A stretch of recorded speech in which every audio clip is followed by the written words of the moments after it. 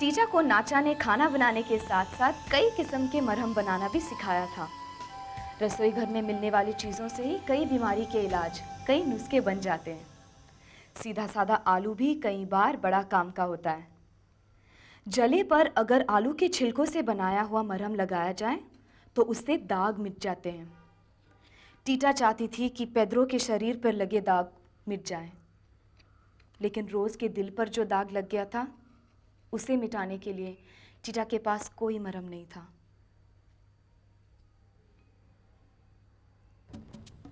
मुझे दो टीटा, मैं मलहम लगा देती हूँ। रहने दो रोज़। टीटा मैंने कहा ना मैं लगा देती हूँ। कोई बात नहीं रोज़, मैं लगा देती हूँ। टीटा मैंने कहा ना मैं मलहम लगा देती हूँ। रोज़ मैं लगा दूंगी। मैंने कहा ना टीटा मैं लगा देती हूँ।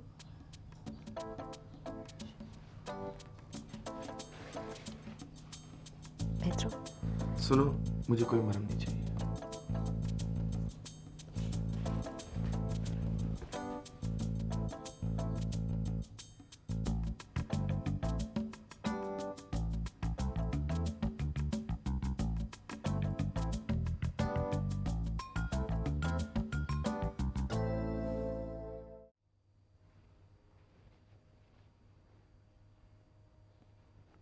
आज कैसी तबीयत है तुम्हारी पेड्रो? माफ़ करना, मुझे आने में ज़रा देर होगी। कोई बात नहीं डॉक्टर साहब, टीटा ने मरहम लगा दिया है। अच्छा, तो टीटा ने फिर मेरे मरीजों का इलाज करना खुद शुरू कर दिया। क्यों टीटा?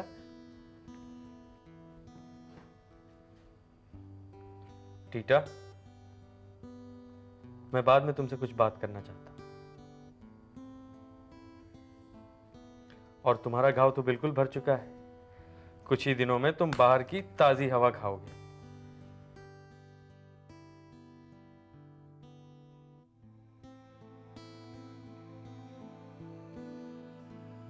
टीटा, तुम यहां बैठी हो?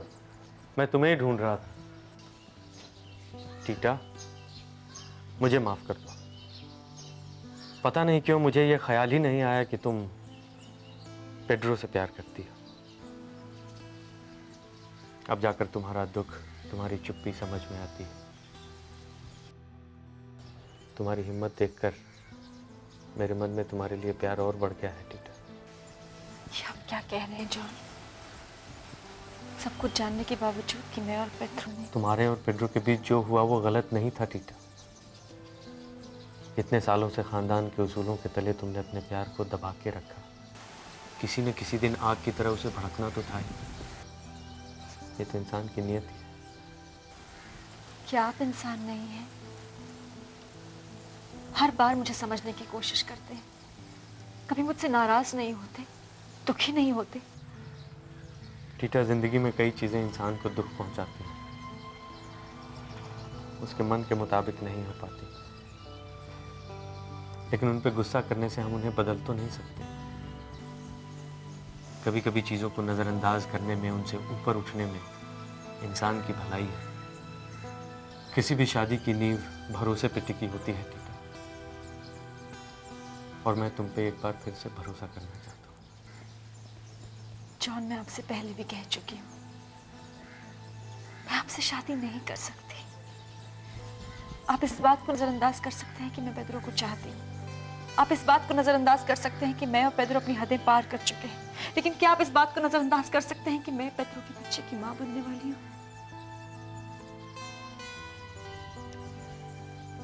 बहुत देर हो चुकी है जॉन।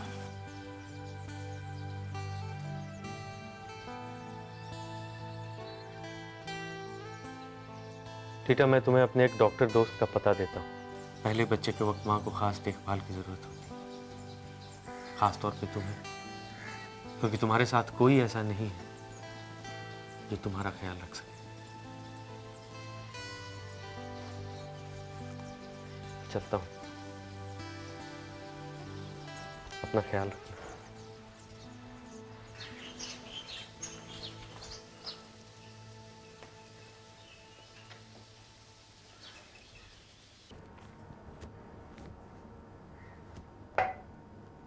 चेंचा, पेद्रो का सूप तैयार हो गया।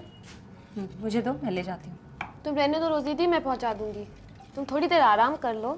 बहुत आराम कर लिया चेंचा। ये सब काम तो मुझे बहुत पहले संभाल लेने चाहिए थे। तुम इसी तरह से पेड्रो भैया की देखभाल करती रही तो एक दिन खुद बीमार हो जाओगी। कितनी रातों से सोई भी तो नहीं हो तुम। मेरी फिक्र मत करो चंचल, और ना ही पेड्रो की। वो मेरा पति है और मैं उसे संभाल लूंगी। रोज दीदी मैं तो हाँ जानती हूँ, बहुत परवाह है तुम सबको हमारी, और ख़ास तौर से तुम्हारी टीटा दीदी को। ये कैसी बात कर रही हो रोज? हम सब परेशान हैं पेड्रो के लिए, उसे हमारी ज़रूरत है और तुम बेकार के झगड़े लिए बैठी हो। गर्ट्रूड, पेड्रो को सिर्फ मेरी ज़रूरत है, किसी और की नहीं। रोज प्लीज़। मैं ही भोली थी जो तुम सब पर भरोसा कर बैठी। अब समझ में आया कि माई टीटा पर इतनी कड़ी नज़र क्यों रखती थी। सही और गलत का कोई एहसास नहीं है उसे। सबके सामने पेड्रो को थाम लिया। हमारी इज्जत तो छोड़ो, डॉक्टर जॉन के बारे में भी नहीं सोचा। बस करो रोज, सारा दिन टीटा हम सबकी देखभाल में लगी रहती है और तुम हो कि उसने ऐसी क्या गलती की है जो तुम उसके पीछे। गर्ट्रूड, तुम भी टीटा की तरफदारी करोगी? क्या उसने कोई गलती नहीं की है? हाँ की है, सिर्फ उसने अकेले गलती नहीं की, पेड्रो ने भी तो गलती की है। एक दूसरे को प्यार करने के बावजूद भी वो माई के कहने पे अलग हो गए। गर्ट्रूड, पेड्रो किसी जमाने में टीटा से प्यार करता होगा, लेकिन अब नहीं। अब वो सिर्फ मुझे चाहता है और मेरे बच्चों का बाप है वो, समझी? उफ रोज, कभी तो सच्चाई का सामना करो। तुम्हारे चीखने चिल्लाने से कुछ नहीं होने वाला। तुम लाख पेड्रो को बांधना चाहो, सच बात तो ये है कि वो टीटा से प्यार करता था और करता है। गर्ट्रूड, घुटन होती है इस घर से, इन झूठे ढकोसलों से, टीटा की चुप्पी से और तुम्हारे इस अंधेपन से। सुनो रोज, ये पेड्रो जो तुम्हारा पति है, जिसके साथ तुम चैन से जीना चाहती हो, जो तुम्हारे बच्चों का बाप है, वो टीटा के होने वाले बच्चे का भी बाप है, समझी तुम? तुम झूठ बोल रही हो। ये झूठ नहीं, ये सच है, क्योंकि तुम जानती हो मैं झूठ नहीं बोलती। तुम पेड्रो पर इल्जाम लगा रही हो, झूठ बोल रही हो तुम झूठ बोल रही हो।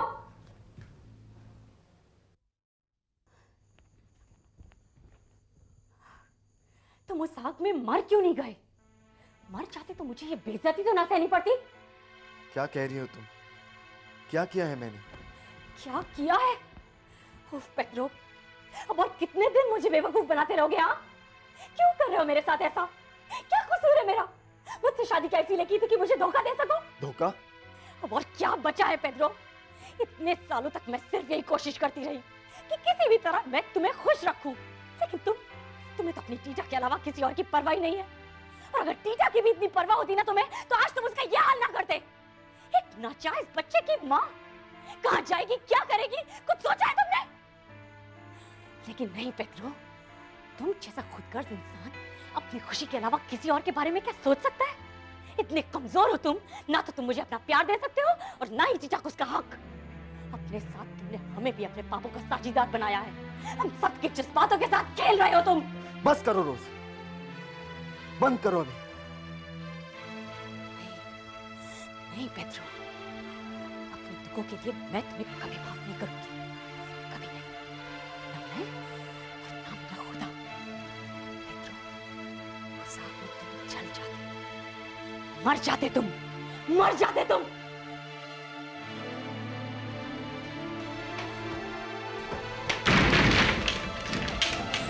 मैं तुम्हें कभी माफ नहीं करूंगी पेड्रो।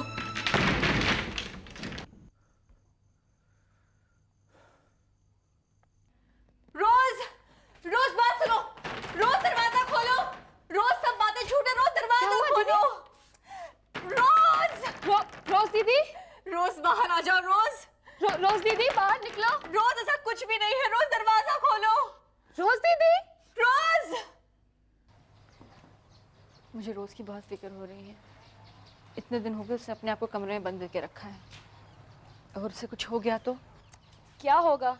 निकल आएगी एक दिन, और जब बच्चा होगा तब उसका क्या हाल होगा? टीटा, तू पागल तो नहीं हो गई है?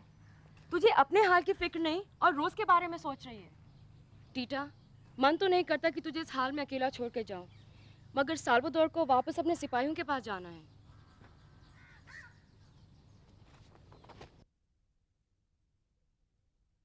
जब तुम होती हो ना, तुम्हें अपने आप को कभी अकेला महसूस नहीं करती। टीटा, तुम अब भी अकेली नहीं हो। तुम और पेड्रो हमारे साथ चलो, आग लगाओ इस घर को, इस खानदान को, इस गांव को। नहीं गर्ट्रूड, ना तो मैं तुम्हारी तरह हिम्मत वाली हूँ और ना पेड्रो साल्वाडोर की तरह। हम दोनों अपने फर्ज और बंधनों में जकड़े हुए हैं। इसी बात का फायदा तो माई और रोज ने उठाया है। छोड़ो गर्ट्रूड, रोज बेचारी भी उन्हीं बंधनों में जकड़ी हुई है। फर्क सिर्फ इतना है कि उसे उन बंधनों से नफरत नहीं है और मुझे। लेकिन तुम जल्दी जल्दी हमसे मिलने आया करना। जरूर।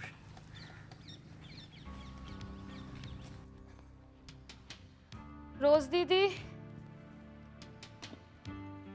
खाना रख दिया है।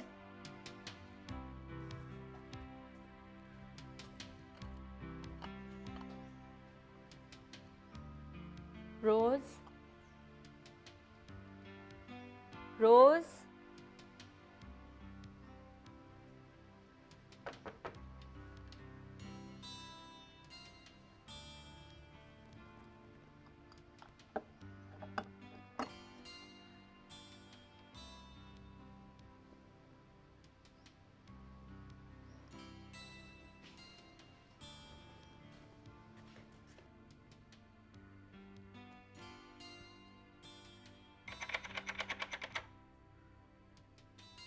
रोज, रोज, मैं डॉक्टर जॉन। रोज,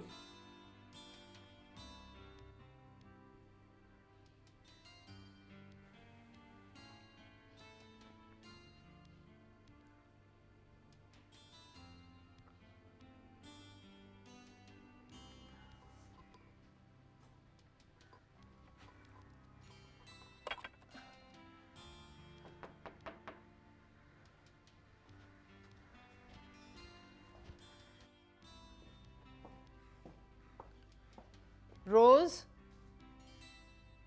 रोज बेटी, रोज मान भी जाओ ना।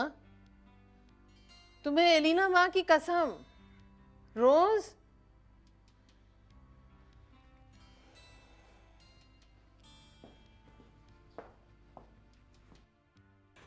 जोसेफिता, रोज दीदी, रोज दीदी, 1 मिनट।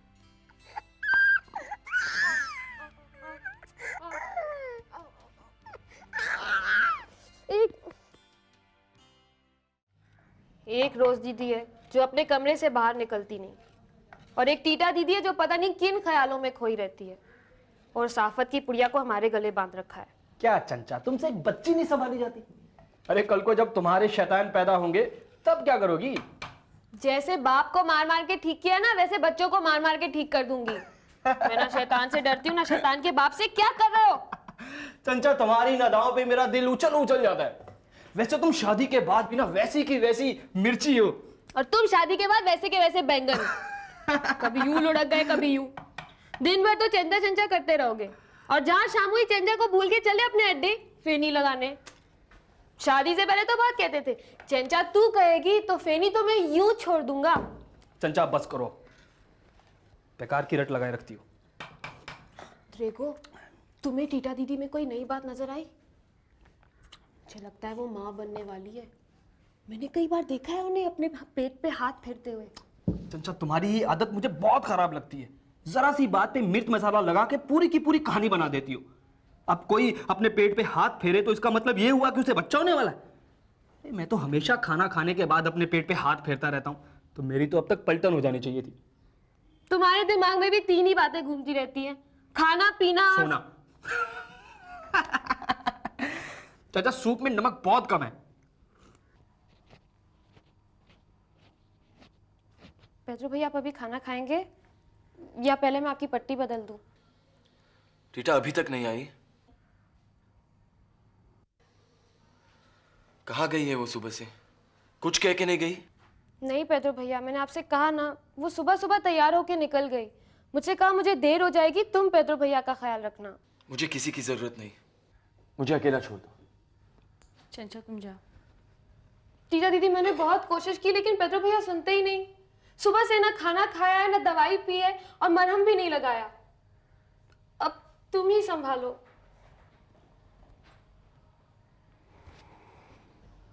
तुम कहाँ गई थी सुबह से?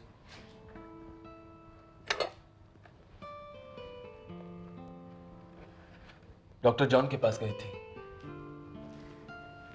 क्या तुमने उन्हें बताया नहीं कि तुम उनसे शादी नहीं कर सकती, कि तुम मेरे बच्चे की माँ बनने वाली हो? मैं माँ नहीं बनने वाली पेड्रो। क्या? मैं जॉन के एक डॉक्टर दोस्त के पास गई थी। उन्होंने बताया कि मैं माँ नहीं बनने वाली। वो एक गलतफहमी थी। ओह, तो अब तुम मुझसे आजाद हो सकती हो,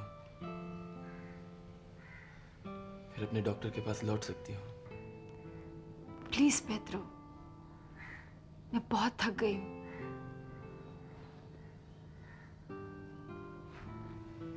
मुझसे?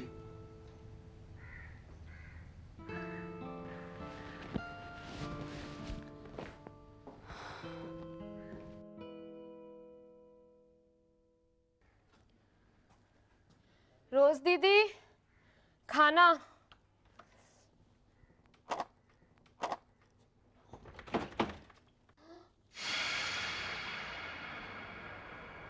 रोज दीदी?